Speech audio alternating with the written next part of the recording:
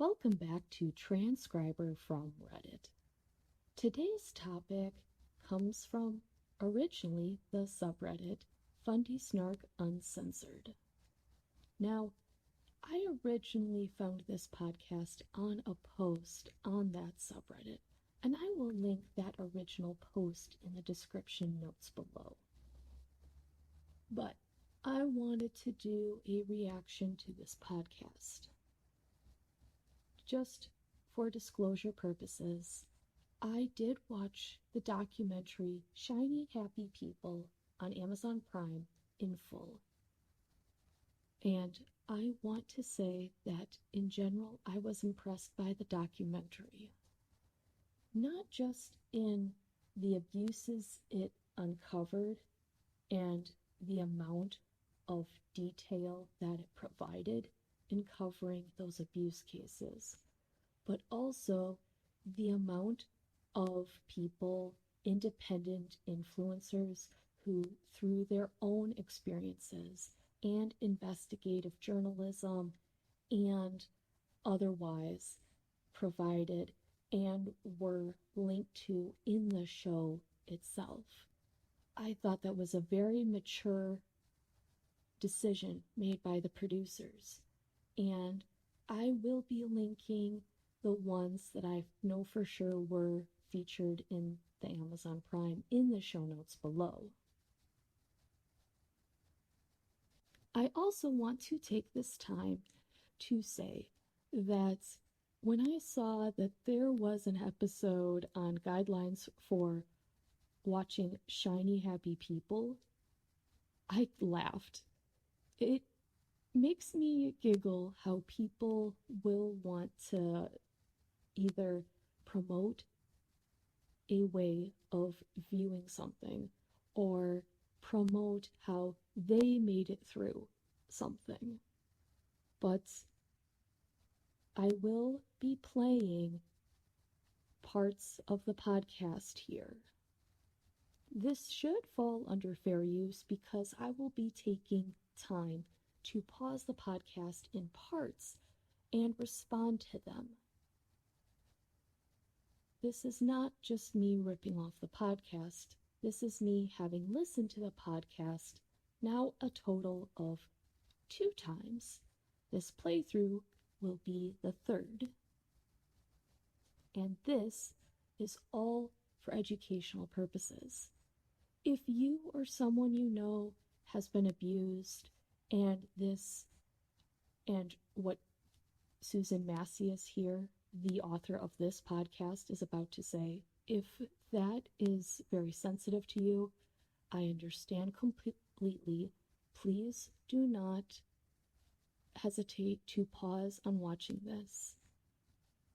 However, if you want to take a chance, if you want someone else to listen to this and have them respond to it or have them give you their rundown on this, feel free to do so.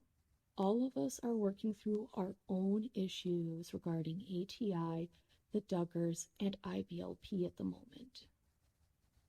And that is not, at least I should say, I don't want you to feel burdened by needing to watch this. Your trauma is valid. Anyways, moving on. Like I said before, I will be doing a reaction to this podcast. This is her Season 5, Episode 5,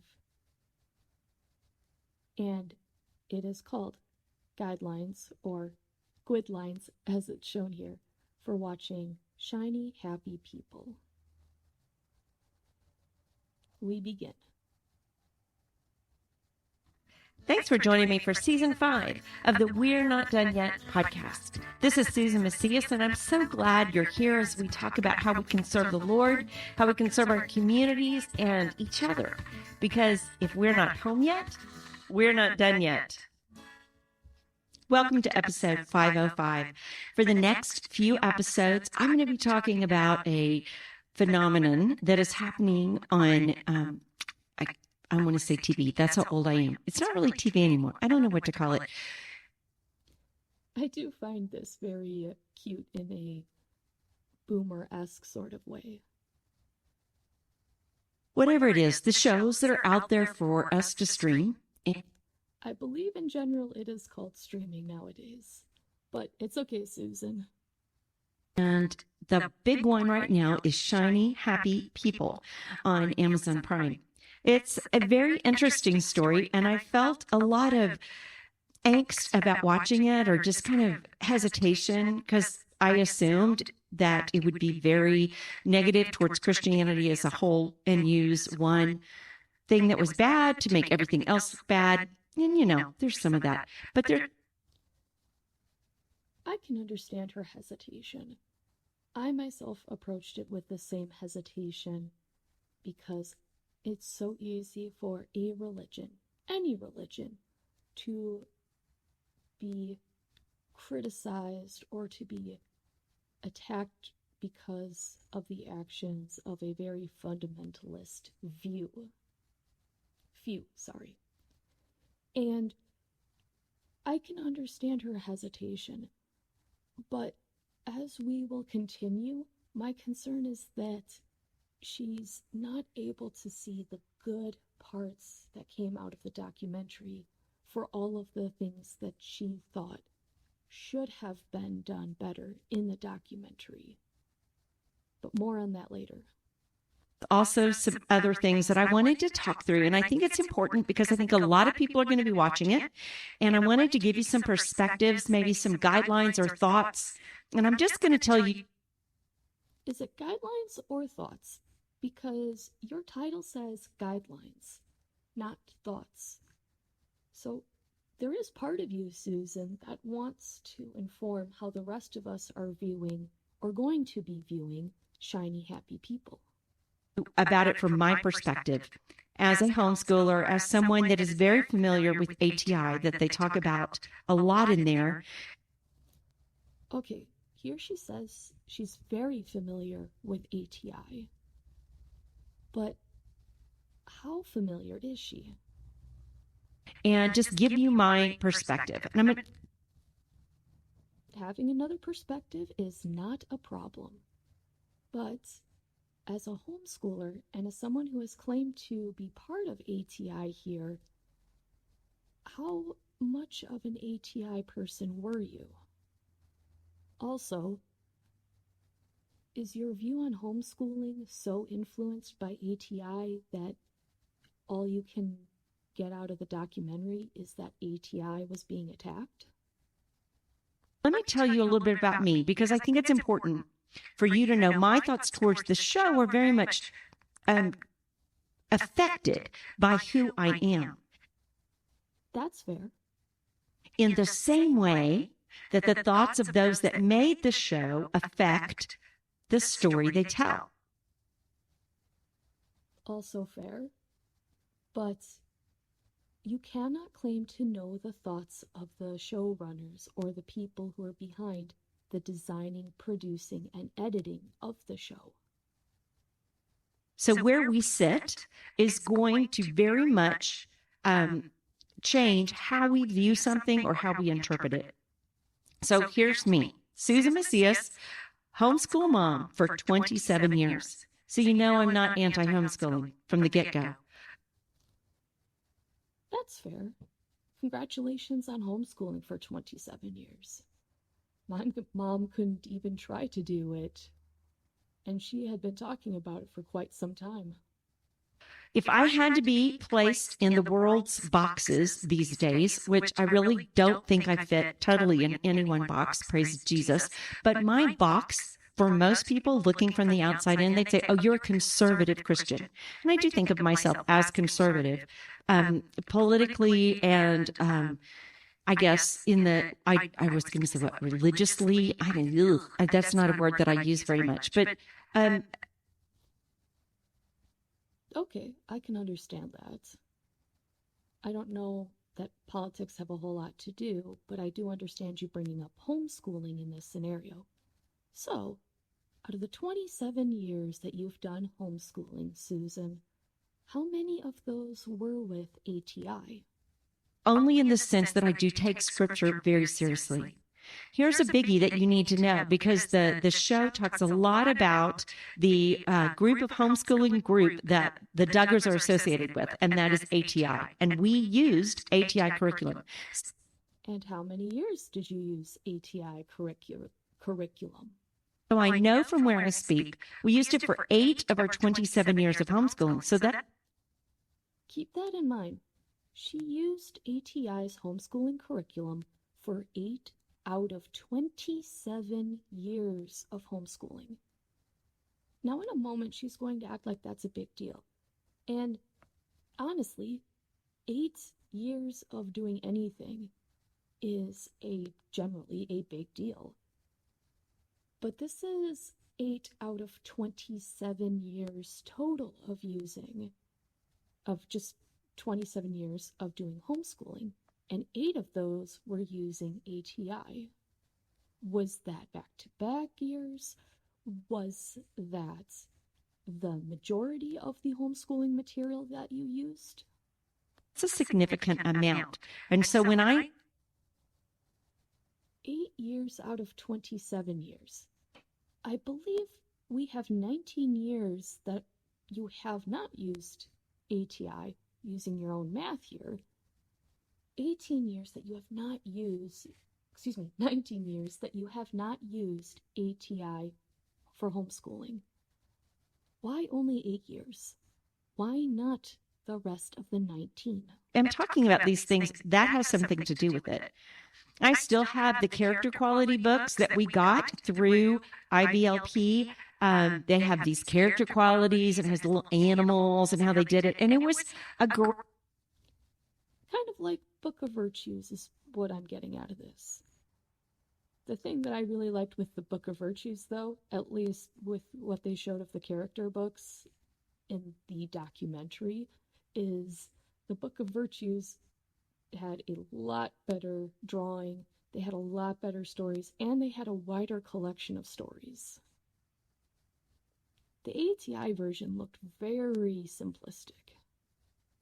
But maybe they only showed, say, kindergarten through 2nd grade version. I don't know. Great way for us to be able to talk about the things that we wanted to be. We wanted to be people who were dependable and kind and industrious and took initiative. And those are all positive qualities in whatever work you do. So I still have that around. She also says that it was helping them talk about things that they wanted to talk about.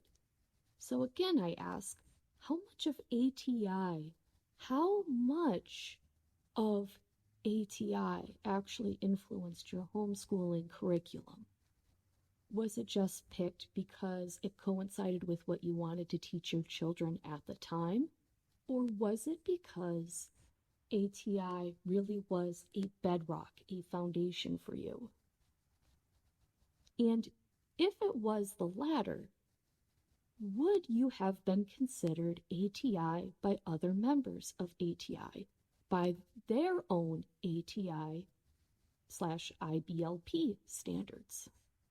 But I was never a Duggarite. I watched maybe 4 episodes of their show. I thought they were interesting, but frankly, a little kooky. So honestly, I never got into the Duggars either. So I completely am with Susan on this. When I did see a couple clips of them or heard about them, I'm like, God, they sound like a super crazy Christian family. And that's me being raised basically as a pre-cult kind of kid in a fundamentalist family. That's my take from them. We have, I guess still, but not all in the same home. But we raised a large family. We had 7 children. 7 children. Congratulations. Hopefully, you were able to give the amount of time and attention to each child that you produced.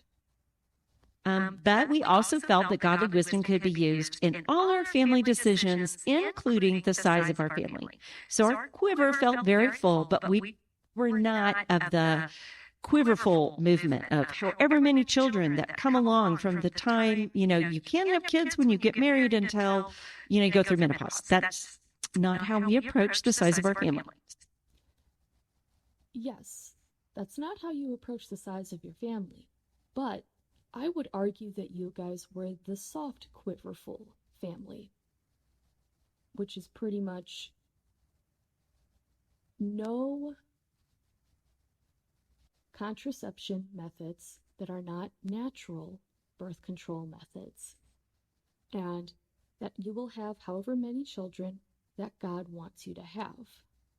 I call that soft quiverful because the idea is still that you are going to have as many kids as God wants you to have. It's not about, well, what do our finances look like? Can we afford to have kids? Are the parents being forced to work 2 or more jobs in order to make ends meet? Maybe human-made contraception needs to be introduced. That is never usually considered as an option by people who think the same way that Susan and her husband did. So those are like backgrounds for me to give you as you're listening. I hope that what I have to tell you will be helpful if you watch the series or if you've watched it and you're trying to process it to maybe think through some of these things. Okay.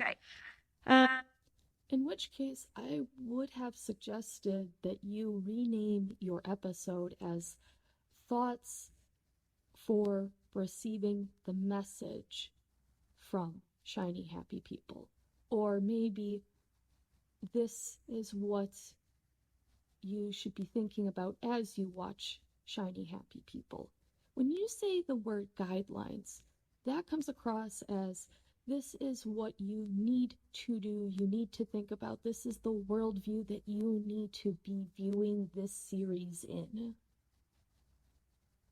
So you may think from hearing those things that I'm going to argue against the show, but I'm not going to. I didn't agree with all of it, and I'm not standing on the same platform that the people who made it.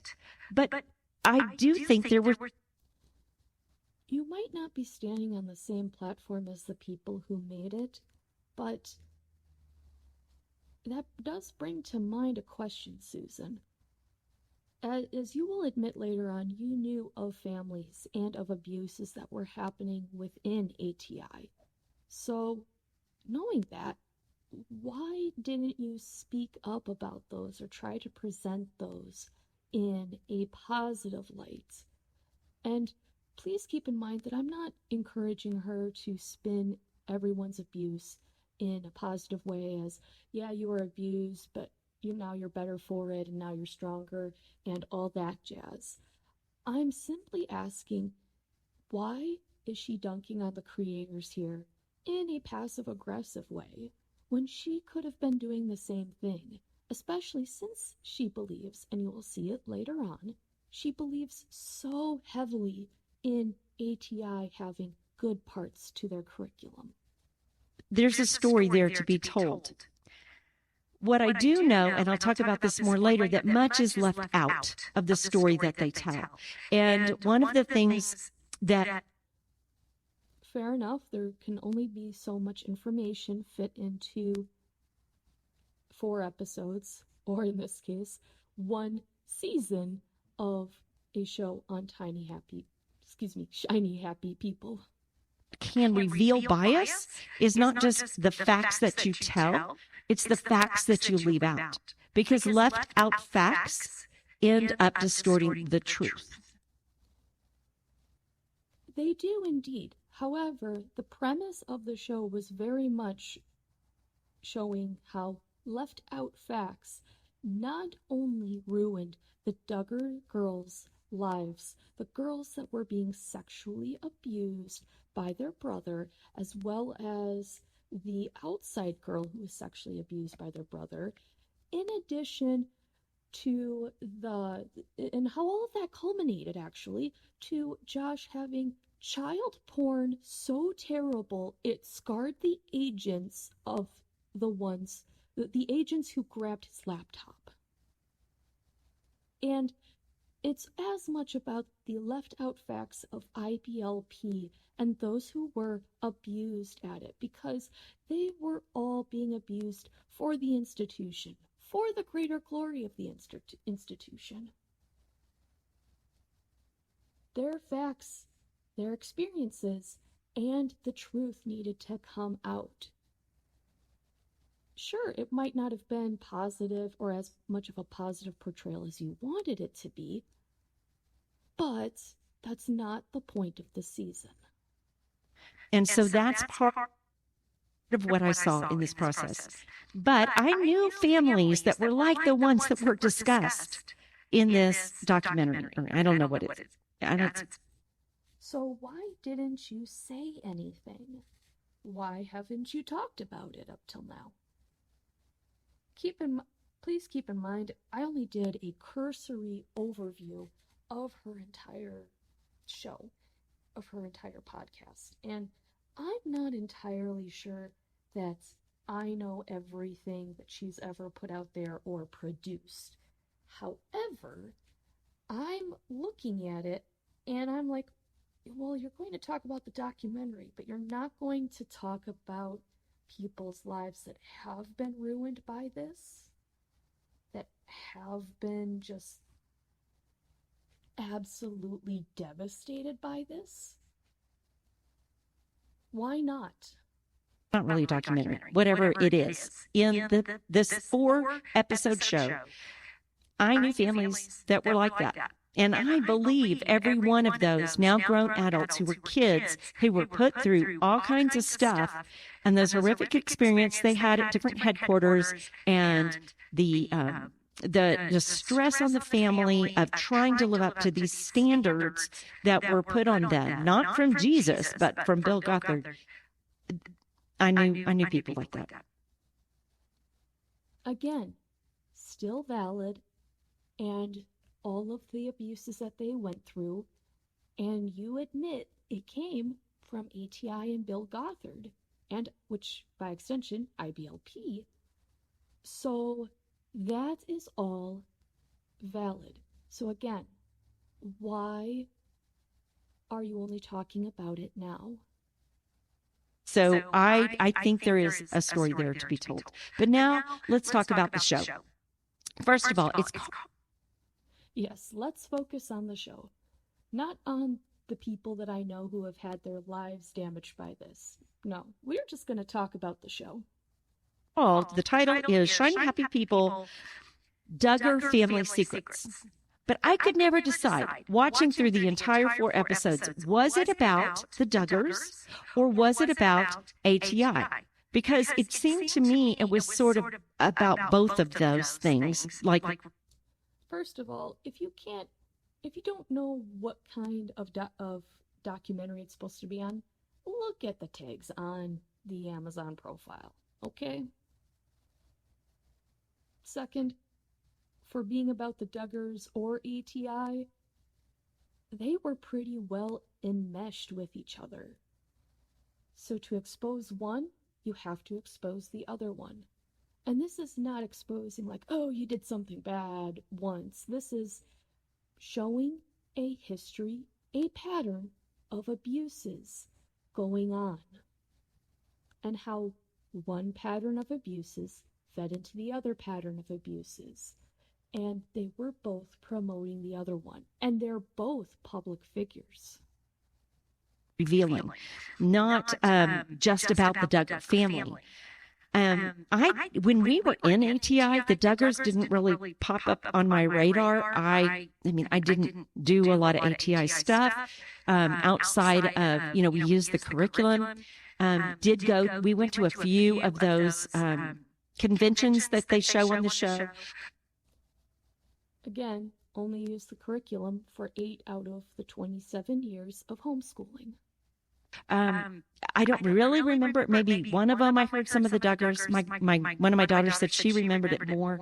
So they were not tied to me. With ATI and the Duggars were not tied in that way in my mind until much later. And like I said before, if you're watching the show, know the slant from which it is told. Just like when you're listening to this. Okay, what is the slant from which they're telling it? I've told you the slant from which I am telling my opinion of the show. Know the slant. Going in, it is told by non-Christians. It is told. All right. That is frustrating. I can understand you being frustrated with the showrunners. I can understand that they are not telling it the way you want it to be told. But do not assume that everybody involved are non-Christians. ATI and IBLP should not be the benchmark by which we as Christians measure our sense of faith and religion and any of that other stuff. Don't be so insulting, Susan. You're supposed to be smarter than that. By people that have possibly an axe to grind. I wonder why. No, but know that going in. So, what did I learn from the show? Here's one. You can raise your family, or you can put them on TV. But once the family on TV is paying your bills, you're going to mess up your kids. Completely fair, and I agree with that point. I don't care who you are. I can proudly say that I have never watched a show of the Kardashians. I never have. But at least they're adults. I mean, at least adult-ish. I mean, they're... Okay, I do not agree that she's comparing it to the Kardashians. Because just as the Duggars were raising their children on TV, the Kardashians have been raising their family and their children on TV.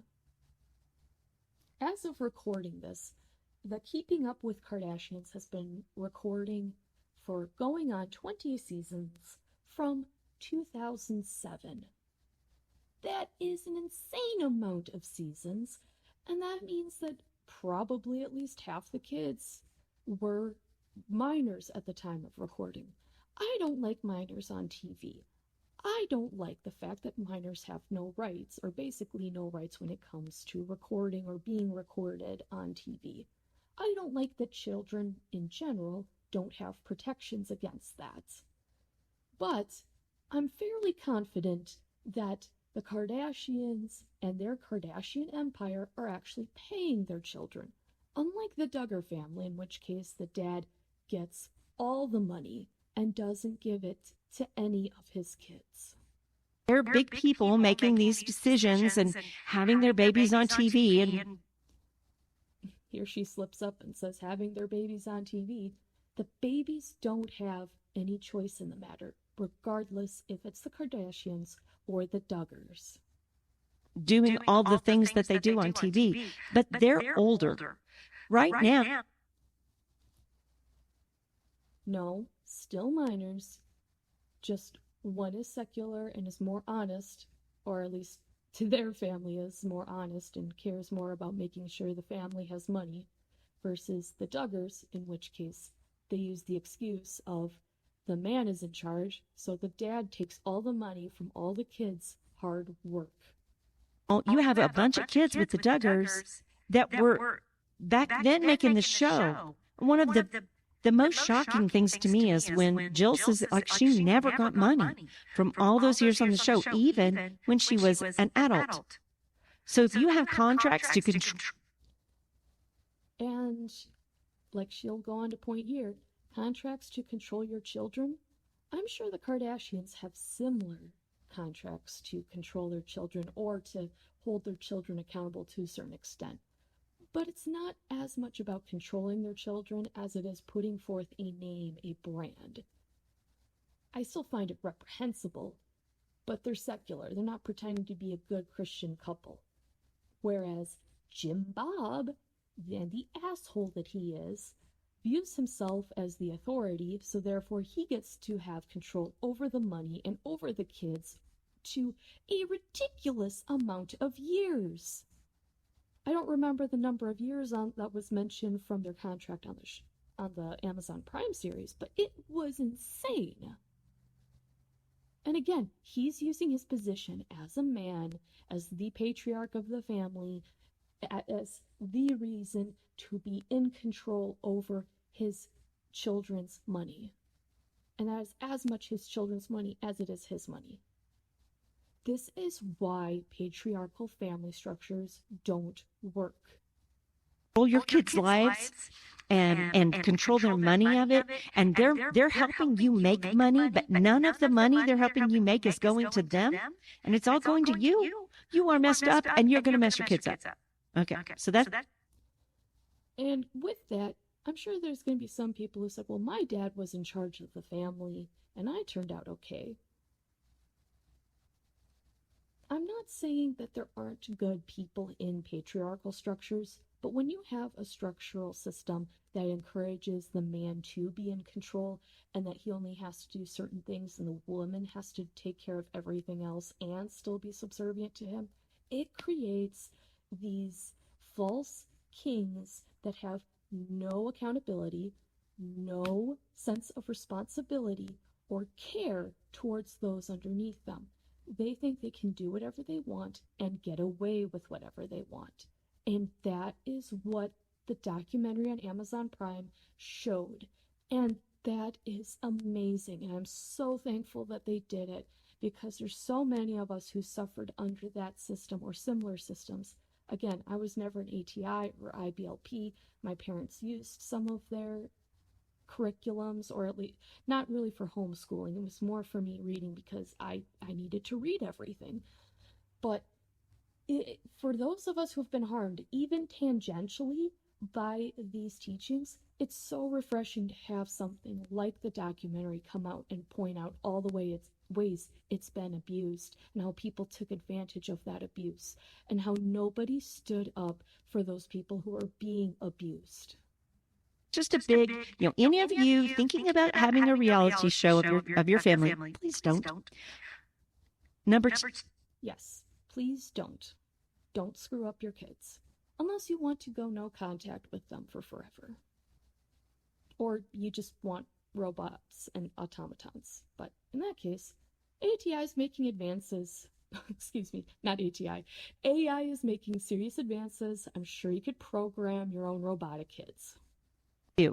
And this is something that has been drilled into us over the last few years. Your sins are going to find you out. Yes, they are. Did Bill Gothard really think that he could sit there and fondle women and it would not come out? Yes, he did. And he continued to do so. And there were people, and I know it wasn't mentioned to a certain extent within the documentary, but there was a website that I found, and I'm going to have to find it again in regards to this, but it did a great job of going through the entire timeline and who stood up to Bill Gothard or tried to do so, but following the principles that Bill Gothard himself set down, which is its own problem, and that's something that I feel I should cover more in depth a different day. But basically, people tried to confront Bill Gothard at different times because they noticed things weren't adding up and people were being hurt. And because they were trying to be good Christians and operate within Bill Gothard's seriously fucked up system, Bill Gothard was always able to maintain the upper hand, and he was able to get away pretty much scot-free. No consequences, nothing bad. At least not up until the resignation was finally forced. Think about that.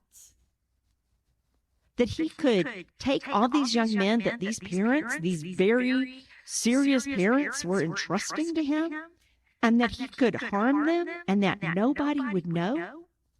Yes, because everyone believes the authority figure. No one believes the people that are under the authority figure. It doesn't matter if it's ATI, IBLP, the Baptist Church, the Catholic Church, the Wells Church. It doesn't matter. People with authority are automatically presumed to have that authority. I remember talking to one Wells pastor, and he expressed to me, he's like, I can't believe that parents let these kids hang around and have this much freedom with their kids. with this man who was later convicted of child sexual assault. And I told him, do you really? How crazy, how insular, how blind are you as a pastor to not understand that people who have certain positions of authority are able to hoodwink or use those positions of authority to quell questions, to stop people from questioning what they do or where they're going or why are they doing this? This seems a little bit weird. Well, he's a teacher or a pastor or authority figure. He must be okay. And how many parents are willing to use their children as a means to an end?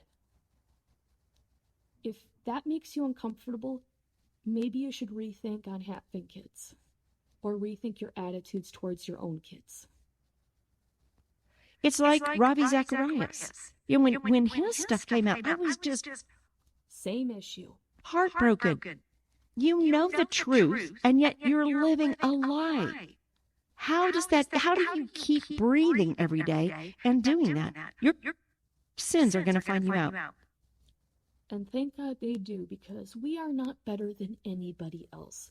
All of us are just broken people trying to do the best we can. In this case, because of the gospel message and because of Jesus, we know that our sins are forgiven and they continue to be forgiven, and that we have a place after we die. And yes, is it all faith? Absolutely. And is it all religion and probably nonsense? I completely understand that. It's the fact, but the thing that isn't mentioned in this podcast at all is the abuses that happen in Christian circles are because Christians want to have authority and leadership as much as, or more so than everyone else, to make sure that they're still on the straight and narrow and they're still going to heaven. And it needs to stop.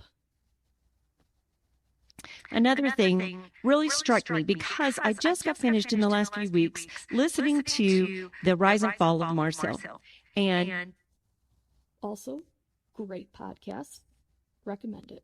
It's very, very different cultures in the way that you have kind of the skater mentality out in Seattle, Christians, and then you have this fundamentalist Baptist kind of perspective going on with ATI. But I saw a lot of parallels. And one of the biggest things that I see is when the reputation of an organization becomes more important than the individuals within that, then you will make huge mistakes and you will cover up sin and people will be hurt. 100% agree. Cannot stress this enough. And yes, it does. It happens in churches. And it should never happen in churches. But it does. The church becomes more important. The movement becomes more important. Whatever. But it happens all over the place. I do want to stress that it's not just big churches like Mars Hill or institutions like IBLP and ATI. It's also local churches can fall victim to that. When church attendance starts rising and you actually have more offerings coming in to the point where you can do more and you can fix things, it's very tempting to keep things status quo so that none of that stops. Is anybody, all the stories of USA Gymnastics? Because it was very much, we have a gymnastics organizations that all of a sudden, for the first time, I grew up in the 70s and 80s watching the Russians win everything. And then Romania came along and they won everything. And so I thought USA Gymnastics would never win a medal. So when all of a sudden we become this great powerhouse of gymnastics, I mean, who's going to topple that castle down? Exactly. And I love that she brings up the comparison to USA Gymnastics. I think it's a great comparison. It doesn't matter what powerhouse you think you're building. When you want to make it higher than any one person or higher even than your original mission, be prepared. I hope you are prepared and you come to terms with the fact that there's going to be people that could be potentially emotionally, physically, and spiritually damaged. And it ends up that when we put an organization over the individuals, we're going to make really bad decisions. And that is shown over and over again in this documentary series. It reinforced for me another thing that I believe strongly is that you should never drink from one well. If you are learning about something. Also true. Check your sources as much as you can, fact check them, and make sure that you have multiple different sources, regardless if you think you know a particular topic well or not. You need to learn from lots of different teachers. And that doesn't just apply to the Bible, that also applies to all other areas of life. But in this case, we are talking about spiritual and religious things, and in this case, it definitely applies to the Bible. Don't just rely on one translation or one teacher. And be wary. I would even recommend and expand on this. Be wary of your pastor or your church or organization telling you you need to only rely on this one thing. Even soft, passive-aggressive comments like, well, I understand that you like listening to a variety of different things, but this is the one that I really think that you should be listening to because everything else is just paltry to this, or you're not going to get the teaching and preaching that you need if you don't listen or you don't trust this one source.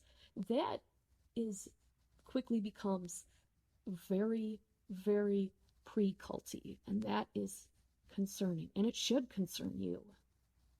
And I'm not talking about that whatever you believe is true. I'm saying you need to know the arguments for and against anything that you are studying.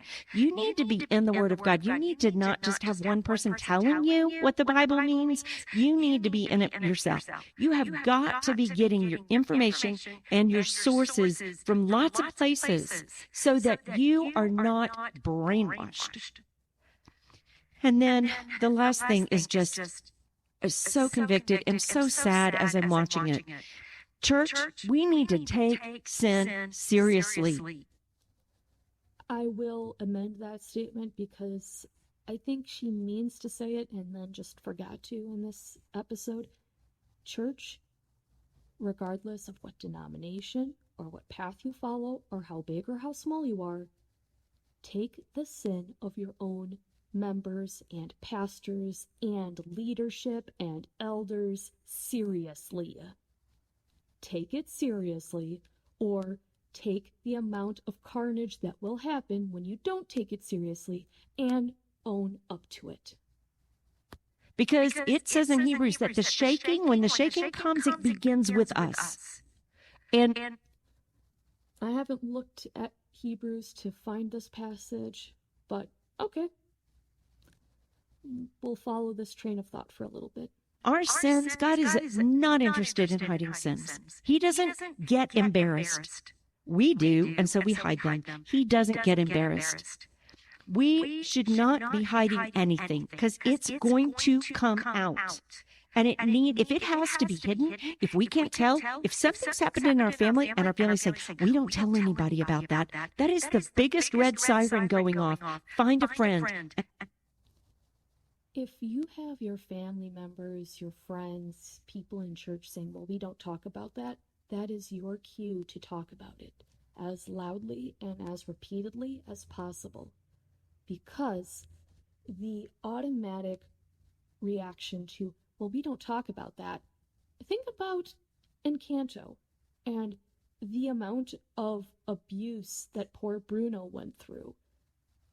Bruno didn't deserve any of that.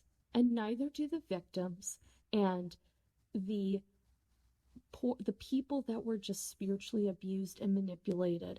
They didn't deserve any of that. And all people can think about is, well, that would wreck our lives and our nice view of our own church and synod if we knew about that. But we need to know about all of it. And to a certain extent, I would say, acknowledge it. Maybe not take ownership if you're not directly involved, because most of us don't have leadership roles, especially women in evangelical circles. What we can do, though, is acknowledge it and repeat it and keep passing the story along and not fear what people will do to us, because God is not happy when people are spiritually abused and taken advantage of. Why do you think most of Jesus's harsh words were directed towards the religious leaders of his day? Jesus doesn't take that kind of spiritual manipulation lightly, and neither should we. So keep repeating it, keep spreading it, and this is where I encourage you also, have documentation, have your sources ready. Be prepared to have like a link tree or a web page that you can direct people to with that information, because that is important. It's not false allegations that we're perpetuating. It is that this happens continually. And why does it happen continually? Document, document, document. Tell them. Because we need to, it's not that I'm saying post everything on social media that you ever do wrong. I'm saying we need to have transparency in our lives and honesty and humility, that we can repent and to tell people and to confess our sins one to another and to be honest and open. Okay. I understand that, but also we need to encourage a certain amount of, and I know I'll mess up in saying this, but don't use what people are telling you as a weapon for you to manipulate them or to control them, because it can too easily become culty, controlling, and then it's, well, everyone needs to confess their sins, and then, but you didn't confess your sins, so obviously there's something wrong. So then that becomes investigation into your life and figuring out why are you trying to hide. It's not saying that if someone is doing something sketchy, keep your eyes open, keep your mouth shut, up until you have gathered enough information to go to an outside authority. All I'm saying is don't use what you know about people as a controlling method, with the exception of child sexual molesters and abusers, because they deserve every bit of shame and harassment for what they did to those kids. Okay. So those are the things that really stuck out to me personally. Now, and keep in mind, I'm not encouraging you to actually go out and find and harass and abuse those people, but don't let them forget that you know what they did, especially if it looks like they're going to repeat their patterns of behavior. What the show didn't have. These are things that, as I thought through, what the show didn't have. Well, you kind of went through it before, but yes, let's have your points on it. As I was watching it and afterwards, I've just thought about it for the last 12 hours and trying to put it all together. What did it not have? And maybe this was because it was a Duggar expose. Duggar/ATI/IBLP expose. But like I said before, I could never tell, was it a Duggar expose or an ATI expose? But there was a... The documentary was very upfront about the fact that there were two groups that were going to have the spotlight on them. The Duggar family for one, but ATI/IBLP for the second one. And the fact that she can't distinguish ATI from IBLP multiple times here does concern me. Large lack of families who were not cultish about ATI and who used the curriculum well. Especially when she says stuff like this. You might believe that there's a large number of families that were not cultish about IBLP or ATI and who use the curriculum well. But why do camera clips, why do video clips, why do recordings show thousands and thousands of families attending these lectures and listening to these things? It's because there were a bunch of people who were cultishly listening to it and following it. I'm sure families like yours could have been using ATI successfully for 8 years out of 27 years of a homeschooling program. But at a certain point in time, they decided to stop because it didn't fit their needs. And they were okay with that. Why? Because they weren't involved in ATI to the extent that the Duggars and so many other families were. They were not involved to a cultishly large extent where ATI, IBLP became their whole lives. And this show, in talking about the Duggars and ATI and IBLP, it wasn't about a family who kind of sort of did ATI/IBLP. It was about a family who went wholeheartedly into it and endorsed it and were endorsed in turn. Can't you see how dangerous that is? Of course, it's not going to show people who were using ATI, in your words, correctly, or use the curriculum well. It's about the culty members that formed the actual cult and promoted it on live television.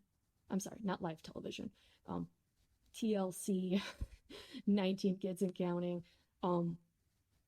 reality television. People knew about it, and people were sucked into it. And the whole world deserves to know how bad it turned out, not just for the family on reality television, but also for just other families, other normal families who got sucked into it. In that way, it was not intellectually honest. If I knew nothing, maybe it's something that could be covered in season 2, could be a view of, well, what people considered themselves using ATI well, or who only use the curriculum sparingly. That could be something that you could do, Susan Macias. You could do it, Susan, but you're not going to. You're just going to criticize them for showing all the bad parts, and you admitted it before, that you knew families that were going through the really extreme parts, and, well, we would consider them extreme. IBLP/ATI would consider them foundational to their system. You knew people who were struggling and suffering, but all you can do is say, well, there's good parts to it, and there were people who used the curriculum well. How? about ATI, and I watched that show, I would think every person that did it were these little Stepford wives and automatons that were marching in some, mind meld. That's not. Did we even watch the same documentary? That's not what the documentary showed. The documentary did a very good job detailing how people were sucked into this program, this foundation, this homeschooling curriculum, and why people would adopt it and take it to heart and follow in lockstep. Everybody has culpability to a certain extent, for getting sucked into something. I say culpability. I will use that word for parents, because parents, if you make mistakes with your kids, you need to be the first ones to apologize to them and ask them for forgiveness. Don't be like my parents or the parents of the ex-IBLP members who are like, well, we did this for you and you should be grateful that we did X for you because obviously it made you better, or some other shit like that. That is not good parenting, and that is not you taking accountability for you trying or you abusing your children as you are raising them. For kids who grew up in IBLP, they, up until the time that they start promoting the content, especially if they've been exposed to other content and they continue to parrot what they believe without any sense of remorse or critical thinking, to a certain extent, kind of like what Susan is doing here, you are being disingenuous and honest. It's not your fault because you were a child and you were growing up in this. But at the same time, understand that you could be leading other people to experience what you experienced. And do you really want that?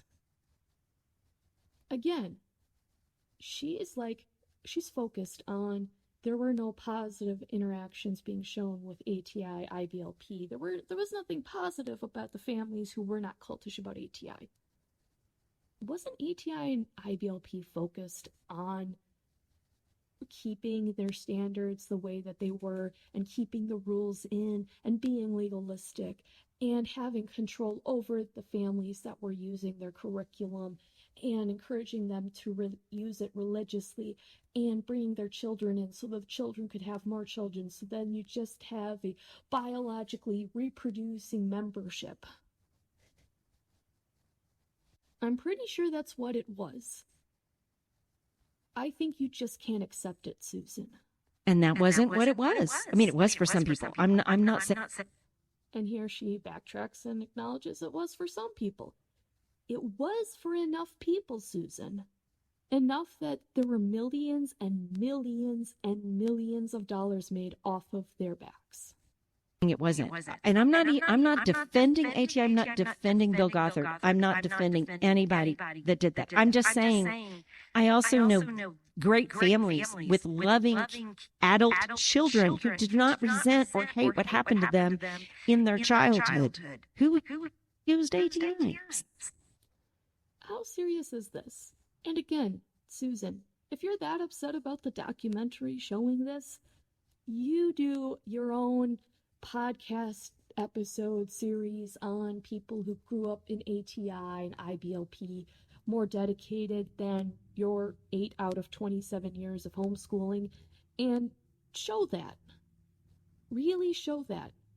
Bring examples. Show whether it's putting your version of what you'd like an example of your homeschooling curriculum and saying, well, we used ATI here, here, and here, and you're saying that that's positive, that's an example, and that's a pretty decent example, or it would be a decent example, but you don't do that here.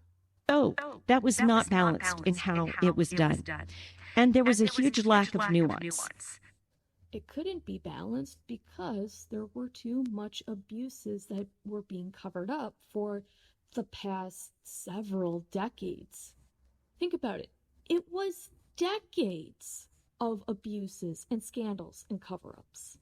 There was just a lumping together of homeschooling. They kind of threw things out there like it was everybody. And there's Okay, Susan, I've watched things that were critical of homeschooling, and I do personally know a couple people who were homeschooled and who turned out the better for it.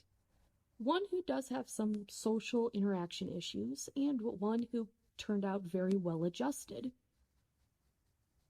I've seen things that have, like, you want to call them videos, documentary series. I have heard and seen things of people actually being critical of homeschooling. This wasn't the same.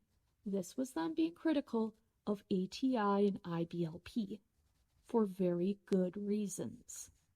If you are going to call yourself an educational, or in this case, advanced training institute, and most of the people that get brought up are just inculcated with indoctrination and a certain level of learning to make it hard for them to interact in the outside world, that is not actually educational or training.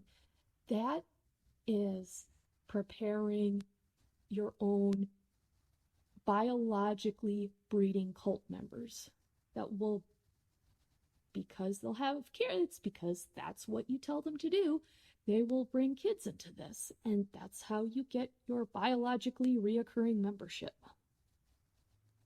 I need to remember that.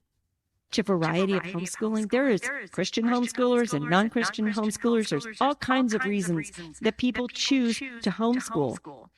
And it just threw words like everybody was like that. for us, it was very important to teach our kids critical thinking. And that's what I thought was lacking as they were discussing these things. They weren't really discussing it. They were just telling you what was wrong with what happened. And you've got to be able to hear both sides of experiences because people always experience things differently. And you've got to be able to do that and hear that in order to have an honest explanation of what was going on. It's not that different people can have different experiences. It's whether there's enough people that had similar enough experiences and similar enough stories separate from each other, being reported apart from each other, where you can actually document a systematic and company, or in this case, religious indoctrination center-wide pattern of abuse, whether sexual abuse or physical abuse or both. It's not about homeschooling.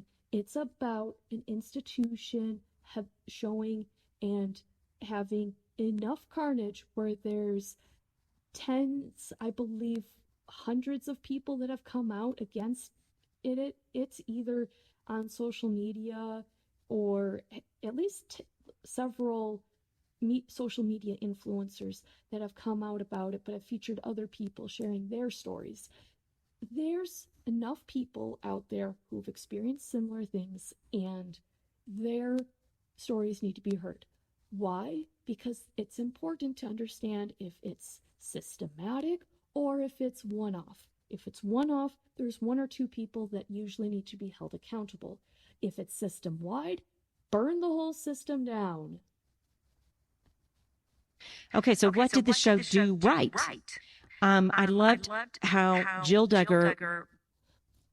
And before I continue this, yes, you go and you do your own "This is how ATI positively affected us" podcast or episodes. Like, you do it, Susan. You're not happy with how Amazon Prime did it?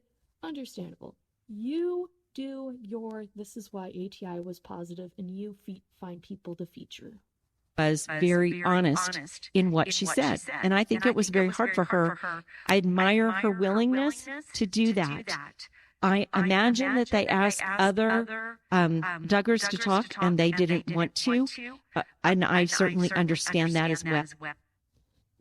I do believe it said somewhere on the screen that they reached out to a couple other Duggars for comment, and nobody else said anything. Family is hard. And when you have hard stories in your family, it's very difficult to know how to let those out. You know, I felt so sorry for her when she's talking about the abuse she experienced from her brother and how, you know, that shouldn't have been let out. Nobody should have known that. This is where I personally struggle, because if it wasn't for that information coming out the way that it did, I do say that this is hard, because if someone found out about something that I had gone through and released it without my knowledge and consent, I would be pissed at them. Like 10 out of 10, totally pissed. The problem is that it was abuse that was being covered up by her parents and by a deputy or state trooper that later got, fortunately and sadly because he should have gotten forced to resign or fired for his involvement of this in the first place, but it was their brother's sexual abuse, Josh's sexual abuse of her and her sister. It was awful and horrific, and their parents did nothing about it. And I struggle with it because if that report hadn't come out, I don't know if we would have seen as much information about Josh's trial and the child porn that he had downloaded. I don't know that we would have, if that would have ever been treated with enough seriousness and sensitivity. I feel for her and her sister because they were puppets that were used by their parents when the report was leaked without their consent. And their parents basically used them to say, no, Josh is okay. Everything's okay. We're all happy, happy people. And they were abused by their parents. And it's, like I said, it's something that I'm struggling with because we saw a lot of people on the Christian right that defended how the parents handled the situation. And I had so many issues with that when I first heard about it. And then when I heard that he was arrested and it was for child pornography, I wasn't surprised because people escalate with their crimes, especially when they're not being taken seriously enough. And I do apologize. That was quite a bit of a tangent I went on. And suffice it to say, I struggle with her statement. I am compassionate towards her, and I understand and I feel for her that she shouldn't have had to deal with that at all. I wonder like if it was an alternate universe where that didn't happen and we only knew about Josh's trial, and would Josh's trial have been as much of a as widely reported on as it should have been and as it should be? Should have just been with our family. And part of me thought, well, somebody should have known that, and people should have, like that policeman that they actually took him to, and there should have been things that happened that didn't. But she was right. It was none of our business. However, her parents had paraded her life and her brother's life in front of a lot of families for a very long time, and that's what happens. Another reason. Don't put. Also a good point. They were practically all public figures. The kids, not really by choice. For kids on TV. But we did get to hear from the inside. What was it like for her?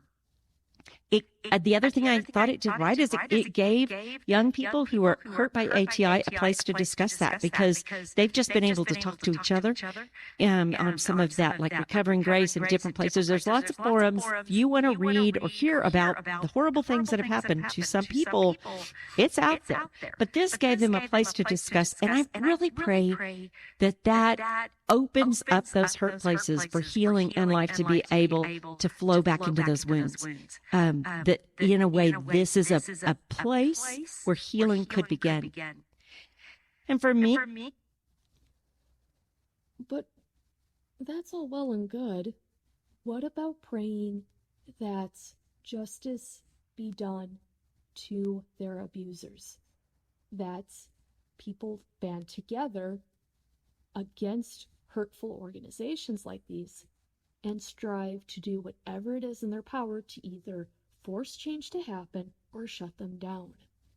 They're obviously not interested in changing on their own. So, where's the prayer for that?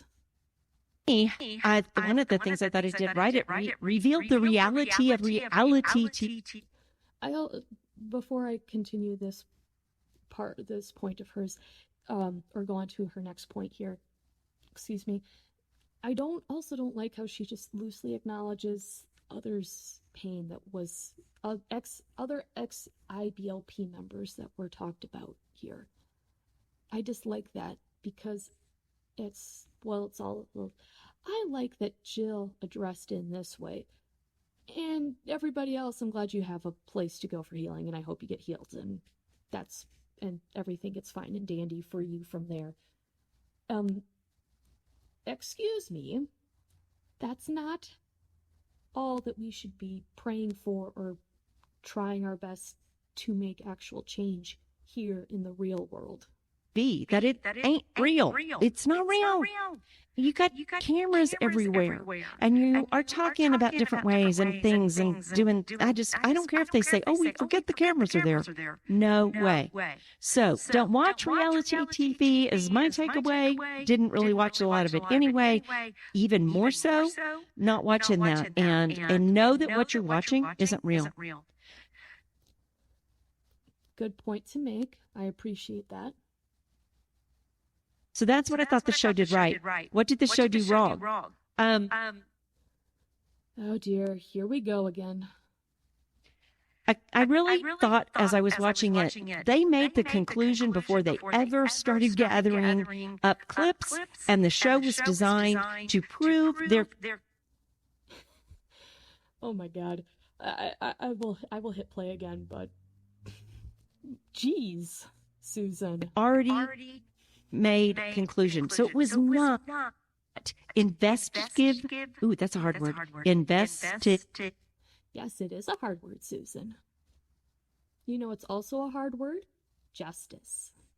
They didn't investigate. You call the people that they had on, the people that experienced it, the people that could actually be called, if reasonably speaking, if ATI/IBLP were ever brought to a court as people that could be brought on realistically as expert witnesses, you don't think that was investigative journalism? You don't believe that they investigated? I don't understand this. Like, you say that they came in with an agenda and they already knew what the outcome was going to be. It's kind of hard to imagine anything other than the outcome being a depressing, sad sack of shit that all these people were abused and that there's probably no realistic way for them to have justice in this lifetime, especially not legal justice. What other conclusion could they have drawn from this, Susan? It wasn't investigative journalism. It wasn't. It was trying to paint. Ignoring all the sources and resources that they brought on there, ignoring everything that they ever clipped and brought on to the show. Yeah, that's not investigative. A picture. And they did that. And I'm not saying there was no research or investigation at all, but it wasn't going in and really pulling out from all the people that knew things. Because the people that knew things knew how bad the corruption went through IBLP and ATI and the Duggar family. They knew things, but you don't want to hear it, Susan. You just want to hear the positive aspects, the positive interactions that people did have with ATI. So that's why you don't think it's fair. Look, you don't think it's fair. You go do, again, like I said it before, you do your own series on how ATI was a positive experience.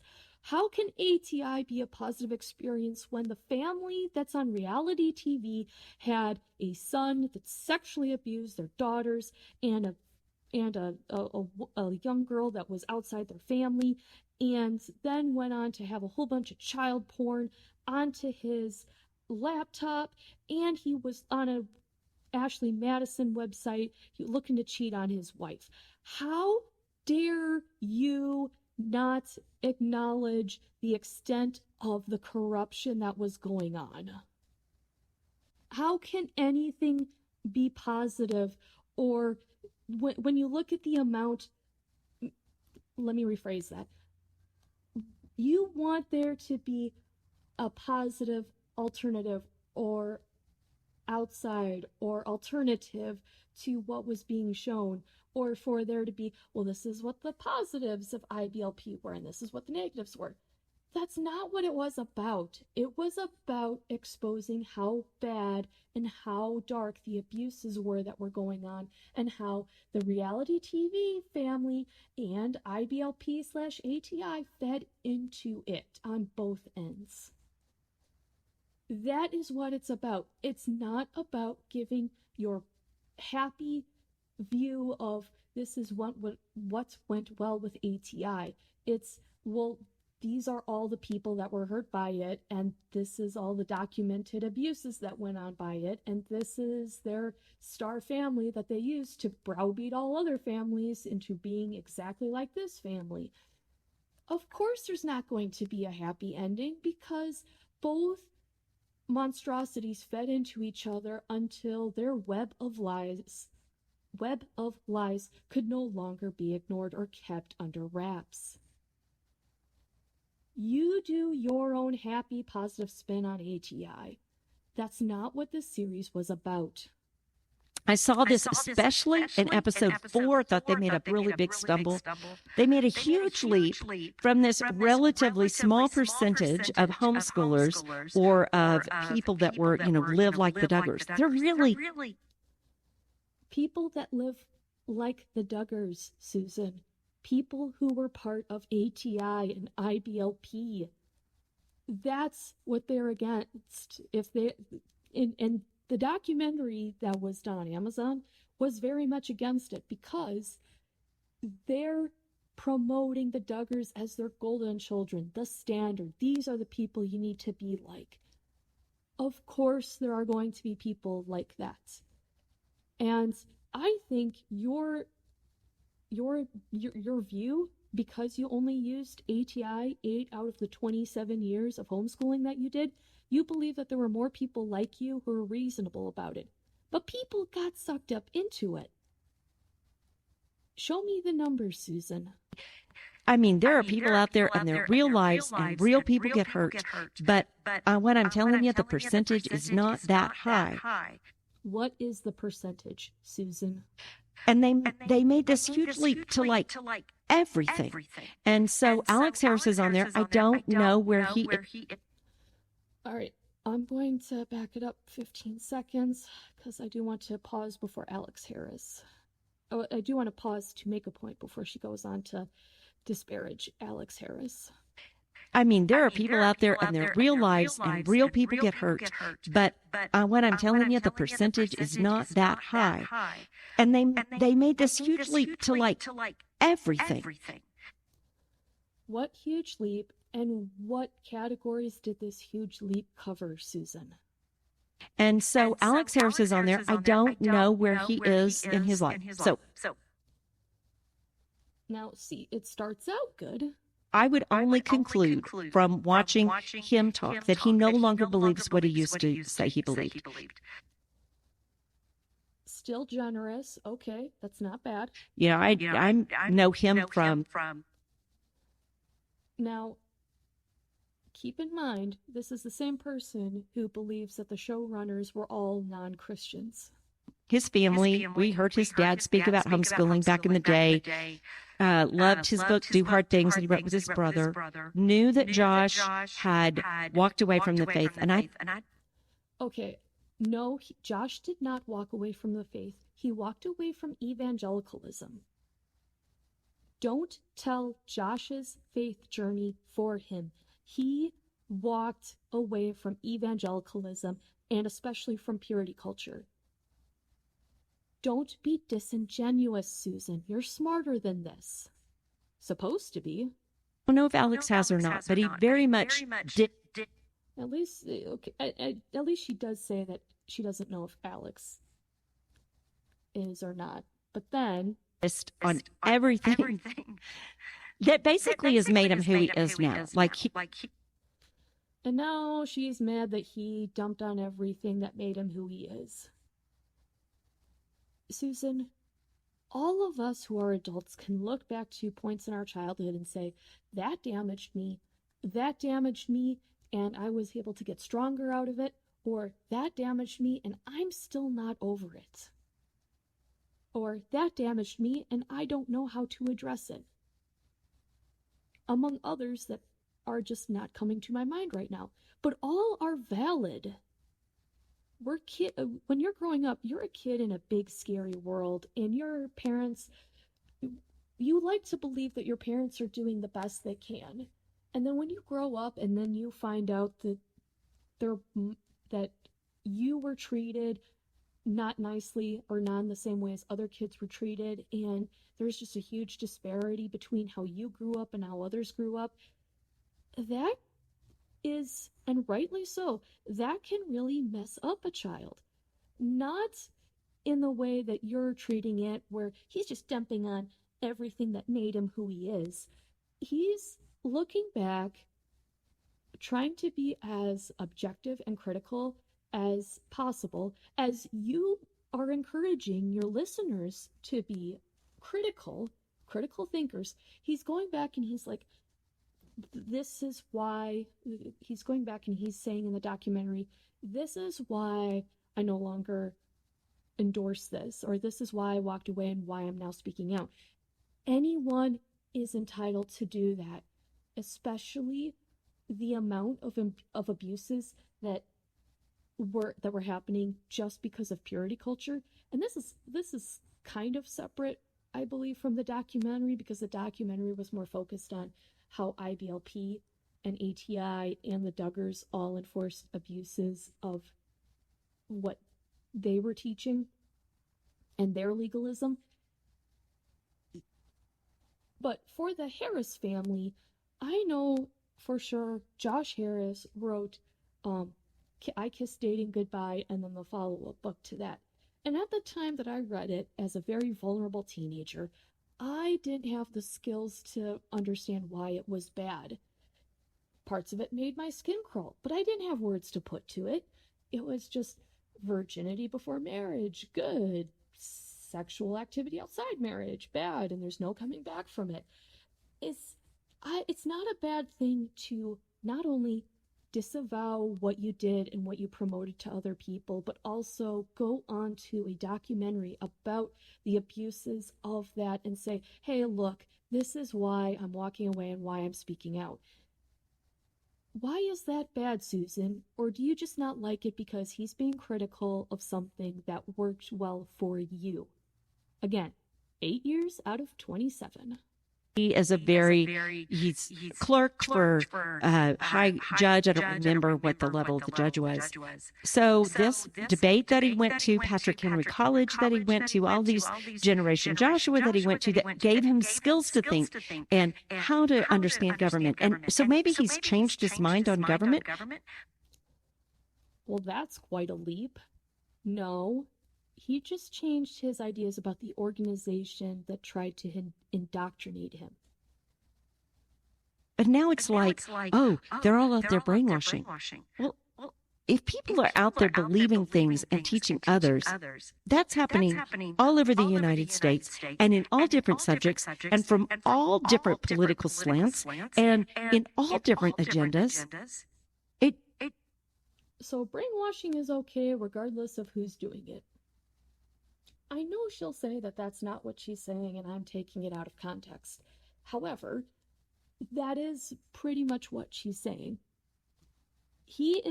Alex did his best, and I am so proud of him for coming on, because I've been watching Josh Harris's public apologies and him going on some different channels to express why he unpublished his books and why he walked away from evangelicalism. I was so proud to see Alex Harris on there and acknowledge the harms of the organization that he was basically poster boy for. Being a poster boy for, and just because the organization gave you the skills to do what you could do, that doesn't mean that you don't have the right, let alone the obligation, to look back at how you were raised within that organization and say, look, this is what was wrong, this is what was right. And the fact that Alex could look back and say, look, this is all messed up, and I just didn't realize it until being out of it. But again, he could be out of it. There were many families that could not be out of it. He had that option. He had those freedoms. Those freedoms were what enabled him to go back and say, look, this is what is messed up. And I'm so proud of him for coming on to the show on Amazon and saying that. That gives me great hope. It was very intellectually dishonest to me. And when they took that broad brush, like we've talked about this very small percentage of people, and they take this broad brush and they lump in, Again, what's the percentages, Susan? Give me numbers. Just like that is things like Generation Joshua and Teen Pact and NCFCA and the Creation Museum. And I'm like, wow, that was such a big leap. And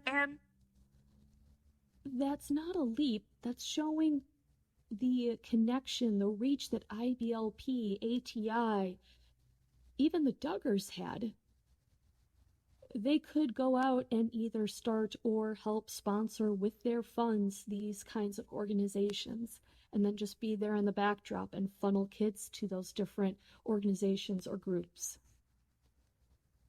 They're not conflating those organizations with ATI or IBLP. They're just demonstrating the reach, the massive reach and money that that organization had.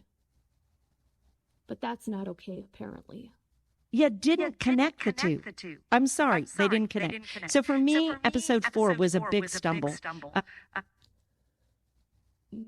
Understatement of the century. It just didn't, I didn't understand the connection, because the Duggars were interested in politics. We're going to find how other Christians are interested in politics. Oh my God. And this is the other part that infuriated me and does still infuriate me. The Duggars being interested in politics is not the issue. It's them having the gall to act as if they're concerned about young girls being victimized by trans people and ignoring the harm that their own son caused to 2 of their daughters. It's not about people who are interested in politics. It's all about how they act behind the scenes, Susan. Don't be disingenuous. Not again. And then we find somebody who didn't like the way that they were interested in politics as a young person that now they don't like. Because lots of people are interested in politics. Some are Christians. Some aren't. Some are conservative. Some are liberal. Some want to have socialist government. Some want to go back to the Republic and the way things were before. So there's a big group out there, and they just kind of lumped everybody in. No, that's not what happened. I didn't like how they extended their broad brush to this, like a bunch of fast clips of a bunch of Christian influencers. Do you realize that the Christian influencers in that fast clip were people in general, for the most part, either confirmed or suspected to be part of the Joshua generation?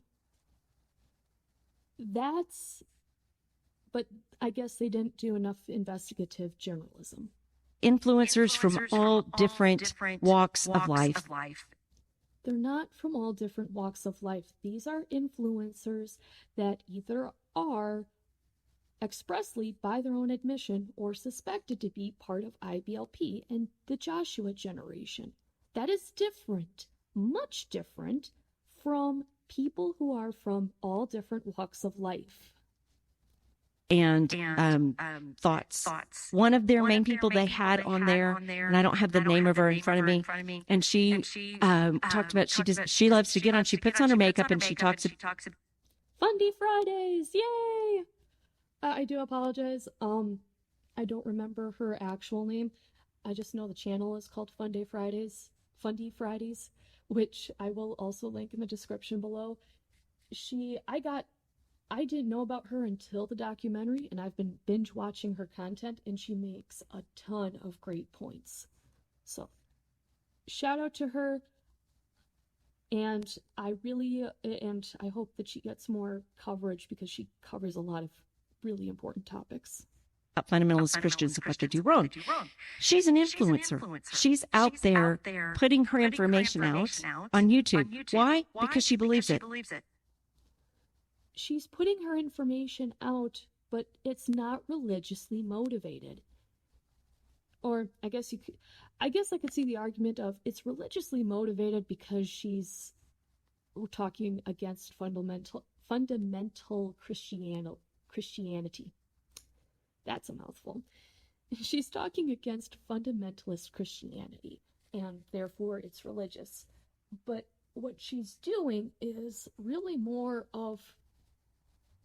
could be better compared to a true crime podcast, where she's going through and say these are when these people were born, this is when this organization started, or approximately when this organization started, and this is all the stuff that they've been teaching and all the abuses that they've been covering up.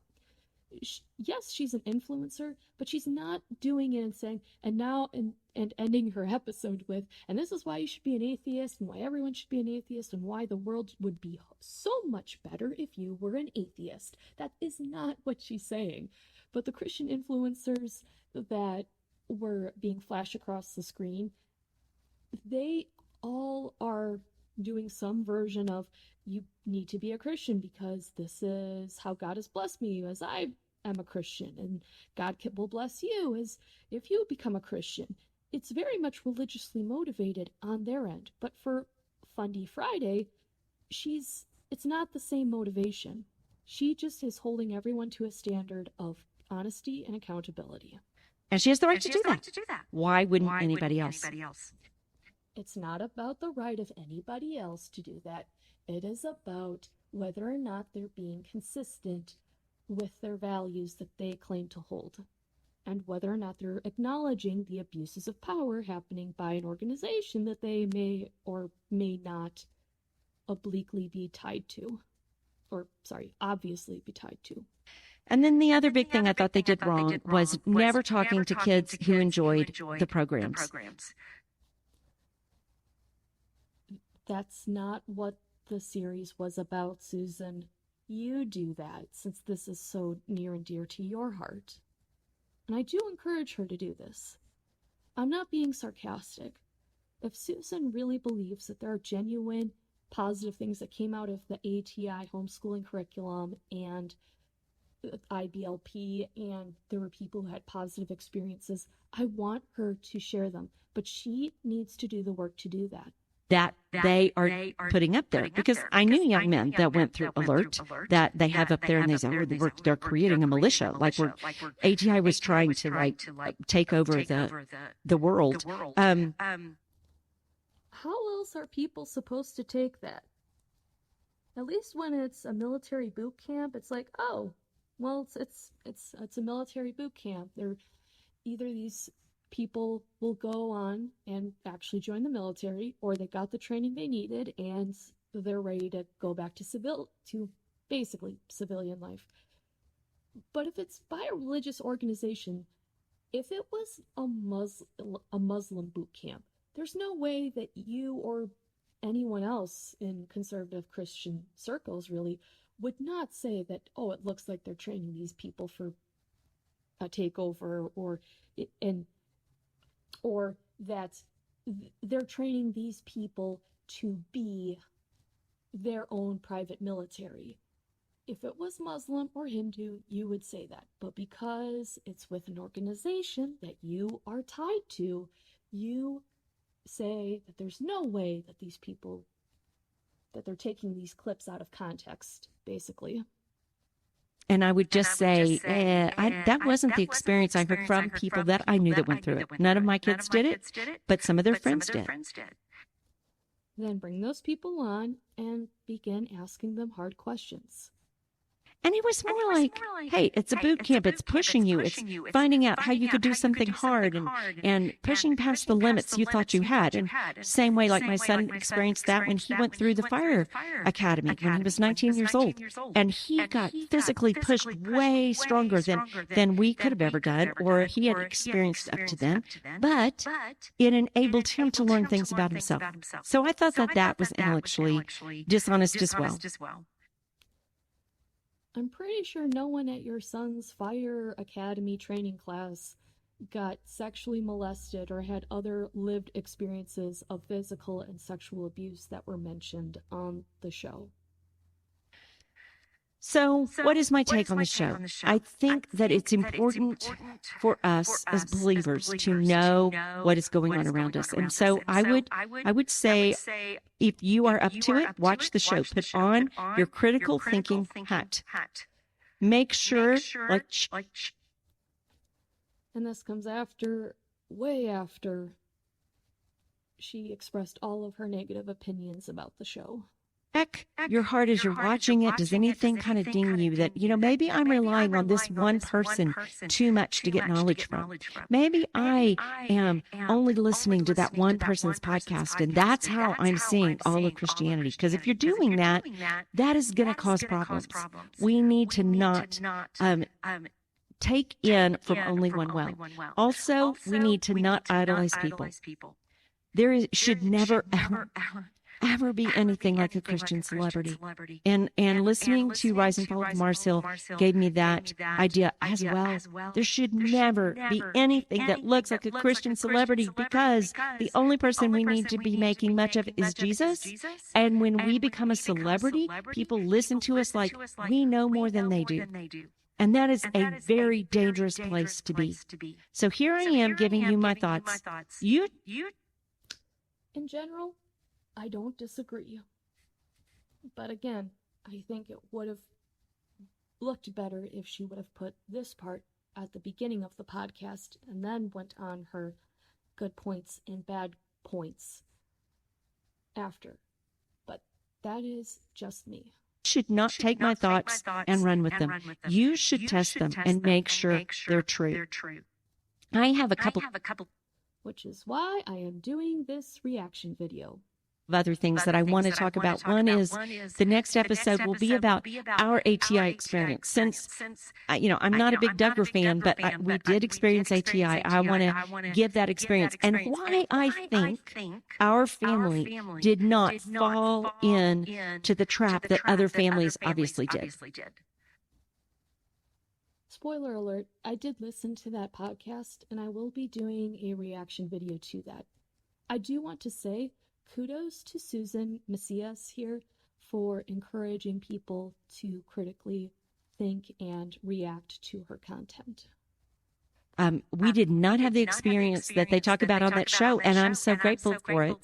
And then I'm also going to talk about what I've learned from watching this, the pitfalls of having such a strong leader, whether it's Mars Hill or whether it's ATI or whether it's any other thing like that. What is our defense against that? So I'm going to talk about that in the next few episodes. All of which are good things. Think that shiny happy people, or at least promises of good things. We'll see what happens. Is an example of when we so carelessly live our lives and think no one will find out about it. There are people happy to take our lives, our sins, our problems, our inconsistencies, our hypocrisy, make a show about it, and cast it out to the world. And there are a lot of people that would love to watch that. And I wonder why. It's not like you're marketing or part of marketing a program that's supposed to improve your life and your spirituality by engaging in it. There are good reasons for people to expose this kind of stuff and bring it to light, Susan. Accept it, or at least acknowledge it. So how can we live in a way where our life and our faith and what we say we believe lines up with how we act? Because that is where hypocrisy shows up. When we say we believe one thing and we act differently. It should not be so, brother and sister. It should not be so. We love Jesus. We want to raise our families to love Jesus. That can be such a blessing for us, for our children, for our children's children. It's a beautiful thing. But it is a beautiful thing. Or it can be. Watch what people are trying to tell you to do with your life and your walk of faith. We aren't going to be a perfect family. We're not going to have perfect kids, and there's no perfect leader to follow. There you go. So I will talk to you again about ATI in the next one. And until then, press into Jesus, listen to the Holy Spirit in your heart, and get into the Word. Because that way, when someone says something goofy, you'll go, I don't think so. What about if that person is a leader in their community and has the power and has shown that ability to act on that power of abusing other people under him or around him. How do you actively work against that kind of person? Because that person has all the advantages that you, as a regular believer, do not have. It's not good enough, Susan, to just tell them to get in the Word and listen to the Spirit so that they can be like, I don't think so, when people say goofy things. It's a lot more complicated than that. It's a great tagline for your show, but you need to expand on this.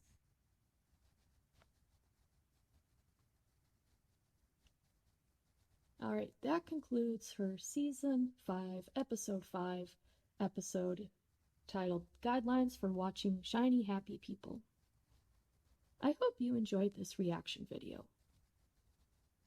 I did my best to be as polite to her, to Susan, as a person as possible, because I believe Susan is a genuine person who really believes in the things that she believes. And I think that the documentary on Amazon Prime really shook a lot of those beliefs, which is why her reaction is this, I don't want to say absurd, but why I think it's very misguided in this way. She does make a lot of good points, and I've done my best to point those out.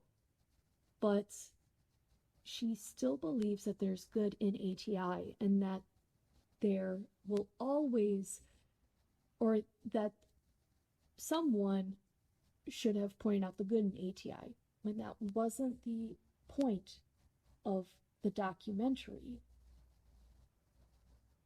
Anyway, I did my best to point all of that out.